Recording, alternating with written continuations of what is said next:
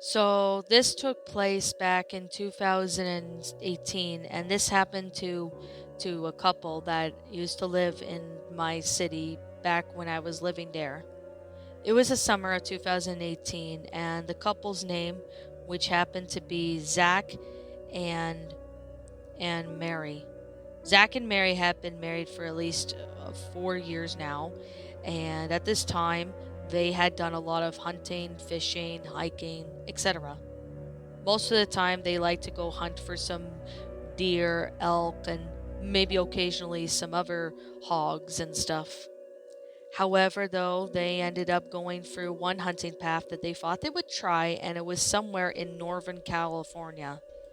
Now, I can't really remember exactly, but they went to an area that happened to have a hunting tower. As they were hiking, they ended up coming across a few other hunters, which happened to be a rare occurrence. However, this was on a weekday and the area wasn't crazy busy like it would be on Fridays and weekends.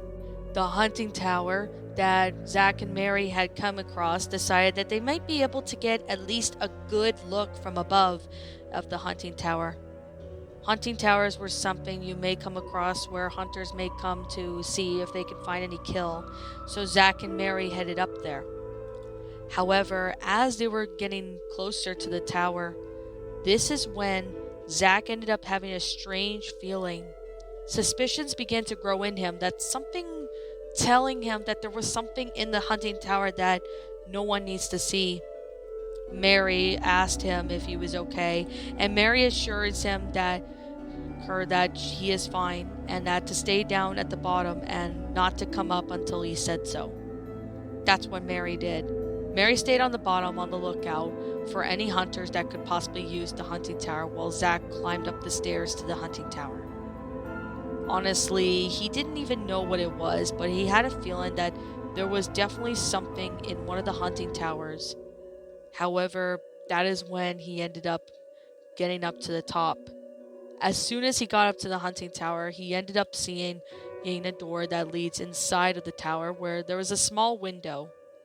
It was pretty much, a small square area, but of course it was a hunting tower. As soon as Zach went inside, he ended up seeing that there was a really horrific smell. He honestly looked to see that there was a corpse of a rabbit. Honestly, it looked like as if it'd been dead for at most a day or two.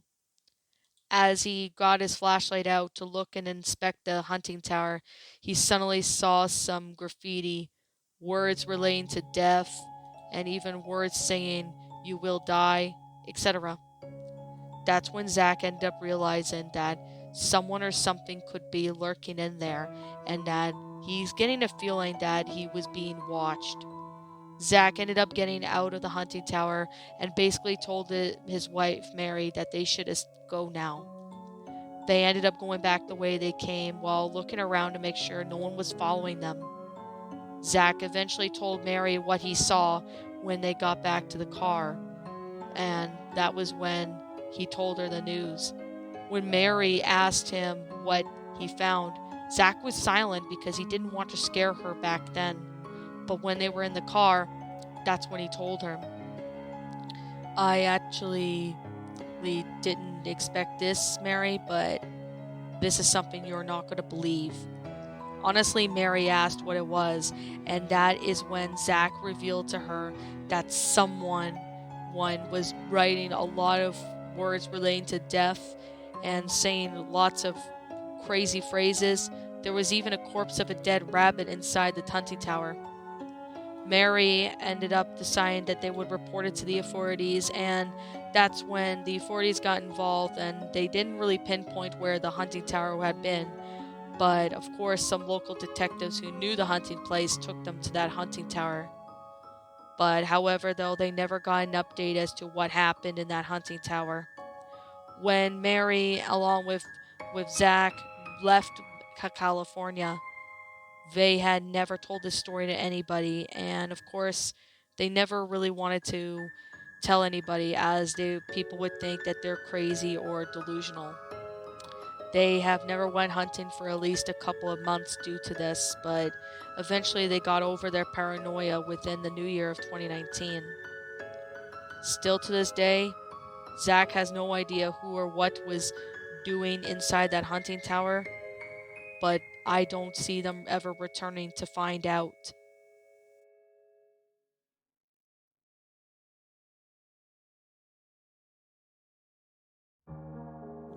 So, this happened to a teacher who used to do hunting in high school, and her name was Shelly.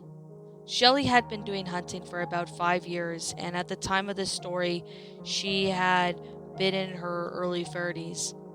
Of course, she likes to go hunting alone, but after this experience, she prefers to hunt by with group of friends or her husband.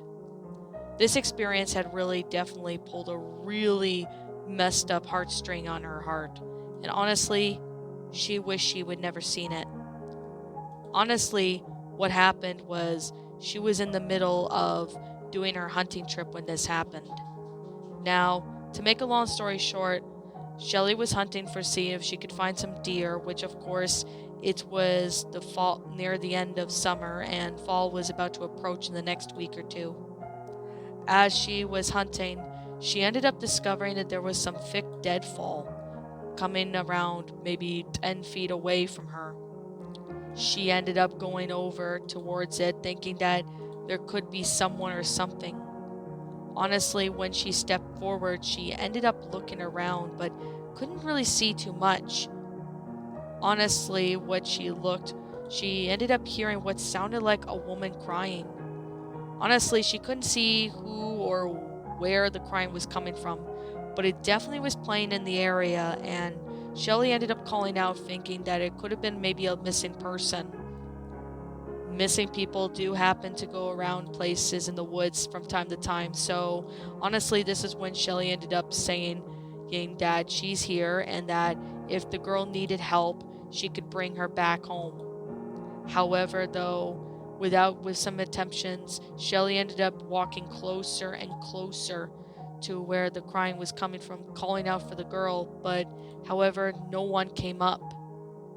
She ended up calling her out numerous times, saying that if she's lost, that she could take her back and they could figure something out. However, as she got closer, she ended up seeing that there was a tall looking thing. It looked like it looked like some sort of pole, but there was no power lines for miles where she was hunting from. But just as Shelly was about to get closer, she ended up hearing that something telling her in her gut that she needed to leave. She then realized one thing. The crying was on a loop. It honestly was the same sound of wail playing over and over. Honestly, Shelly ended up realizing that whoever was setting this up was obviously a trap, so she ended up going back the way she came, and she eventually found the path and went back to her car. She didn't tell her husband about this experience and never went hunting for a month after that. Honestly, she didn't even know what that was or who was the one setting up that crying of the little girl, but she definitely knew one thing. There was certainly no woman or girl crying within those woods. It still hurts Shelley wondering if whoever was setting up that trap for her was probably still there or he had been caught. Honestly, Shelley doesn't even want to return to that part of the clearing of the woods to ever find out.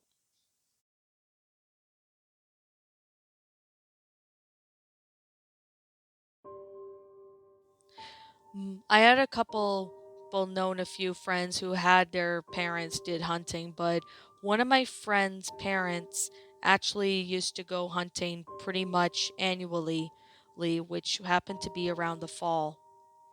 This happened to a friend of mine from elementary school, which his dad's name was Cameron. Cameron was in his early 40s at the time of this story, and this was around the fall time when he was going hunting by himself. Of course, most of the time he would go with his wife, but unfortunately, his wife was staying back to look after her children. Since, of course, one of Cameron's kids got badly injured, as it could have been an accident that involved at the park. But however, it wasn't really serious, but it was still serious to the point where he couldn't be left alone. Of course, Cameron was hunting through some hogs when he ended up seeing in the distance that there was a car. Honestly, there was no road or anything that led down that path, so it appeared to be looking like a really old car. Keep in mind that this was from 2012, so he goes up there. As soon as Cameron gets up close to the car, he ended up looking around to see if anyone could have claimed the car. Due to the age, it looked like it had been sitting there for a decade or so, and it looked really old. It probably may have been there longer, but that honestly was really curious enough. Cameron looked, and he ended up looking around but couldn't find anyone that could have belonged to the car. In fact, the car wouldn't even budge at that time. When he looked inside what seemed to be the glass windows, he could see that there were some leaves, and he thought that maybe there could have been raccoons or animals hiding inside and living in the cold car. However, what caught Cameron's attention was some sort of bag. It looked to be a body bag, and honestly, he thought that at first that it could have been some garbage, but honestly, curiosity perked his mind. Cameron walked over to the car and opened the door and then dragged the body out. The smell was foul, and it made Cameron almost visibly sick. He ended up looking down to see that there was a body. He ended up opening the bag to find a body of a woman. She looked like she had been dead at most a day or two. And that was why the smell was rotting flesh. Honestly, that's when Cameron ended up taking it back with him, where he reported to the authorities. The authorities investigated the car and stuff, but they couldn't find any traces of who or what could have done this to this woman. An autopsy was later revealed that she had been killed by some sort of man. Honestly, it wasn't really said on who killed her, but Cameron never got updates on the woman. It still unsettles him to this day, knowing that out of all the hunting odysseys, anything suspicious when it comes to hunting he's came across, this one really takes the prize. He's still not sure if they ever found out who was the one who murdered the woman was caught or not, but he really does not know. It's been a few years, it's been a decade now, and honestly, Cameron has no idea if that person is still on the loose or not. He'd like to think that the person who was on the loose, who killed the woman, was caught, but he's having his doubts on that.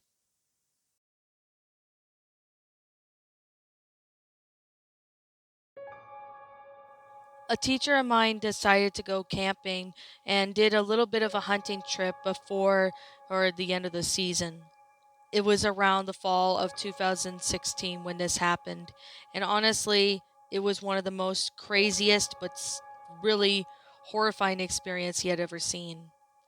Now, the teacher at the time of this story, he was with his group of boys that he used to hang out with a lot in college, and they were very close friends to him. His name was Jay, and he really enjoyed hunting with his friends. He goes hunting every once a week with his buddies, and they would drink beer and even have a great time. One of the hunting trips was definitely something that he never expected, and this was definitely no picnic. Jay and his buddies got there on the first night, had a beer, and they were doing their own thing and cooked up some pretty good meal, and then they ended up being on their way. However, that was when the nighttime ranged, and this is when shit starts to get crazy. Jay was asleep when all of a sudden he woke up to hearing that there was footsteps coming from outside of his tent. At first he thought it could have been maybe hit one of his friends taking a piss in the woods, but most of his buddies were in their tents and he didn't hear any tents zipping. Honestly, he wanted to take a look for the tent to think that maybe there was someone there. He unzipped the tent just a little bit just so he can get his eye through. And as soon as Jay opens the tent just a little bit, he couldn't really see anything due to how dark it was, but it looked like it had a big black body. Honestly, he didn't even know if it was a person or not. At first, he thought it could have been a bear or possibly a mountain lion in investigating the area, as that has happened, but due to how dark it was, he couldn't really see and he couldn't really hear if that was anything from the animal.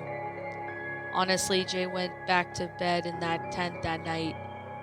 Fast forward to about the next day, they went hunting and they ended up seeing what appears to be that really big thing in the clearing.